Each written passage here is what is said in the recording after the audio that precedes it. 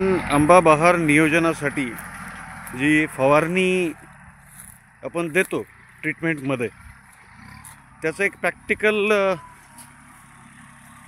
कसं शेतकरी करतात हे बघूयात.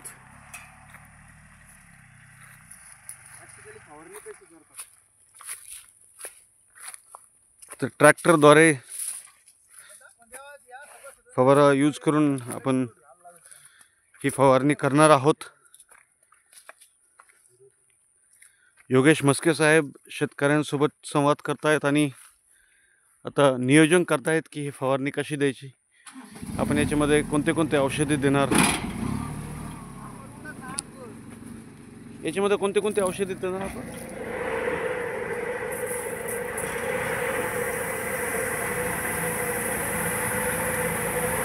आता याचा स्मेल खूप खराब आहे, पण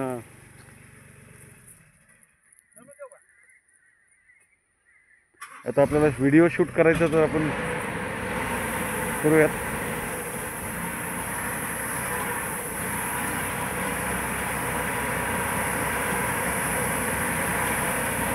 ह्या प्रकारे झाडावर व्यवस्थितपणे फवारणी केली जाते.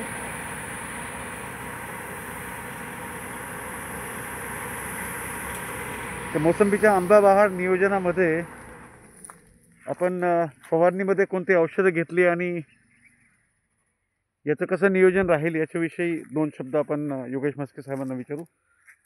राम राम शेतकरी मित्रांनो, आज आपण ज्या बागेत आलं त्याला अगोदर आपण एक फवारणी घेतलेली, आता ही दुसरी फवारणी चालू आहे. याच्यामध्ये आपण त्यांना फवारणीमधून 13-0-45 त्याच्यासोबत 2 लिक्विड दिलेली आहे. एक ऑल क्रॉप नावाचं लिक्विड आहे आणि अजून एक सॉईल हेल्थ म्हणून लिक्विड आहे. ही जी 2 लिक्विड आहेत याच्यामध्ये अजून काही न्यूट्रियन्सची जी कमतरता झाडातली, नंतर जी मायक्रोन्यूट्रन डिफिशियन्सी आहे ते पानामध्ये, ती कमतरता भरून निघणार आहे. काडीची फुगवण चांगली होणार आहे, काडीची मॅच्युरिटी वाढणार आहे, डोळा फुगणार आहे आणि काडी चांगली फुटणार आहे.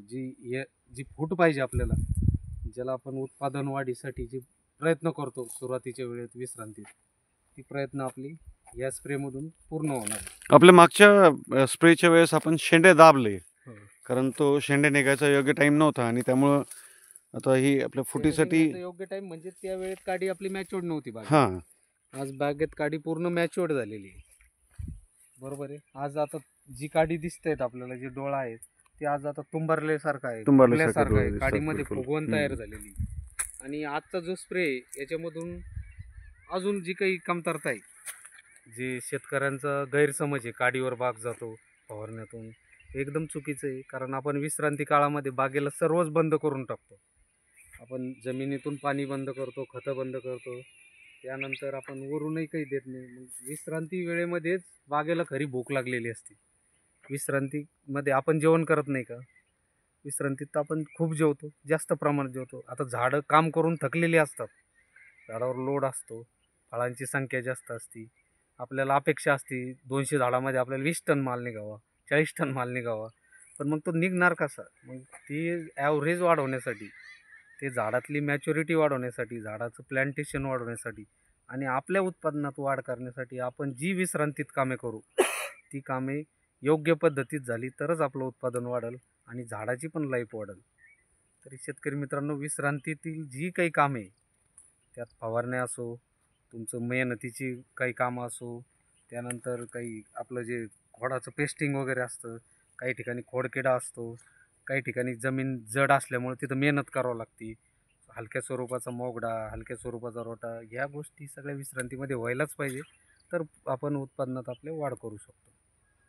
धन्यवाद शेतकरी मित्रांनो. छोटासा व्हिडिओ बनवला जो प्रॅक्टिकली ग्रुपवर जाण्यासाठी गरजेचा होता, त्यामुळे हा व्हिडिओ बनवला. तरी बघा शेतकरी मित्रांनो, प्रत्येक व्हिडिओमध्ये आम्ही तुम्हाला प्रॅक्टिकली तुमच्यासोबत येतो आहे. प्रत्येक व्हिडिओमध्ये जे करतो आहे आम्ही शेतकऱ्यासोबत ते दाखवण्याचा प्रयत्न करतो. तरी हा व्हिडिओ सगळ्यांनी बघावा, लाईक करावं, अजून शेतकऱ्यांपर्यंत पाठवा, जेणेकरून आम्ही अजून जास्तीत जास्त शेतकऱ्यांकडे जाऊन प्रॅक्टिकली काम करू शकतो. धन्यवाद. आपण मागच्या एका व्हिडिओमध्ये डिस्कस केलं होतं की कधी कधी काय होतं की जे मोसंबीच्या बागाच्या आसपास किंवा जे बी तुमचे फळबागा असतात त्याच्या बाजूला ऊसाचं क्षेत्र पण असतं. आता ऊस काढल्यानंतर काय होतं की त्याचं जी काय म्हणतात त्याला, हे काय जाळता तो? पाचरट पात्रट पाचरट पाचरट पाचरट, ज्याला आपण पाचरट फराळी पाचरट आपण ज्याला म्हणतो, त्याला उत्तर भारतामध्ये फराळी म्हणतात. ठीक आहे. आता ते हे जाळताना काय होतं की आपण थोडंसं दुर्लक्षित करतो आणि ते पाचरट इथपर्यंत जाळल्यामुळं काय होतं, आता जसे झाडं आहेत, झाडाची आता हे बघा, हे पाटलांची यांनी ध्यान दिलं नाही त्यावेळेस थोडंसं, हे शेतावर नव्हते आणि ते गड्यांनी पेटून दिलं. आता त्या चक्करमध्ये बघा 1 2 3 4 5 6, इथं 6 आणि तिकडं 7 8, असे म्हणजे आता बघा अर्धी लाईनच यांनी म्हणजे जळून टाकली सगळी. तर आपण काय शेतकरी मेहनत करतो, वेगवेगळ्या प्रकारचे जे साधनं त्यांच्याकडे असतात ते उपयोगामध्ये आणतो. झाडांना एवढं लहान लेकरांचं लहान लेकरासारखं झाडाला तो वाढवतो आणि छोट्याशा गाड्यांच्या चुकीमुळं किंवा शेतकऱ्याच्या पण थोड्या शेतकऱ्याच्या हलगर्जीमुळं अशा घटना घडतात ज्याच्यामध्ये बरेचसे बागांचं नुकसान होतं. तर शेतकऱ्यांनी या गोष्टींचं लक्ष ठेवावं, काळजी घ्यावी.